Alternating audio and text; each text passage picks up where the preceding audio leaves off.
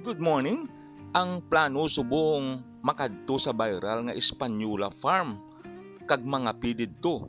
There's a saying that says at higher altitudes your sense of smell is heightened and the air is crisp, making coffee aromas more intense and satisfying. Oy, de. Kag daw wala gid sang maupod sa akon kay almost 12 noon na. Kag lunchtime. Ang ending, ako lang isa sa salakyan matravel. Tiligwa-ligwa ni. Pwede ka basketball sa sulod kay commuter ini. Pero okay lang ah. Dala ko man akon Colt Commander.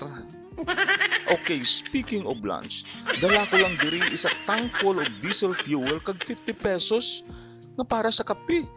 So what I did, nag-stop over ako sa isa ka itiri kag nagpakilala nga vlogger sa owner. Maayo lang kay may bulawanon nga kasing-kasing ang owners ng Nini Shirley's Food House. Specialize ini sila sa kansi kag ang ilang nga restaurant diri ini nahamtang sa tubang sang Coca-Cola bottlers. Kag very accommodating ang ilang mga waiters diri. May ara sila bowl of kansi which is worth 700, kag may ara man sila bowl which is worth 400. As consideration sang akon nga vlog, ang owner nag-complement sang duha ka bowl nga kansi which is worth 400 each, one for takeout and one for dine-in.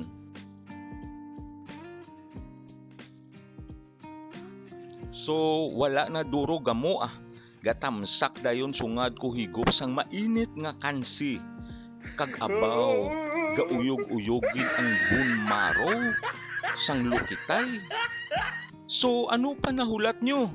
Atake na sa Nini Shirley's Food House and come to experience a once-in-a-lifetime mouth-watering kansi.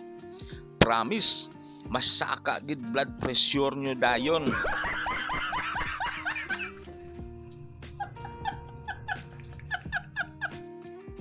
So ari na kita pakadto sa Espanyola farm.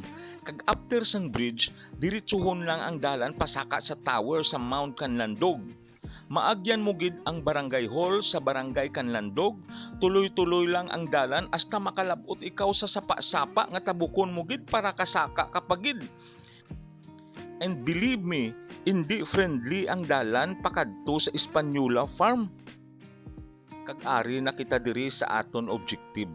So let's skip the coffee time and proceed exploring the venue. I took some pictures and aerial photography.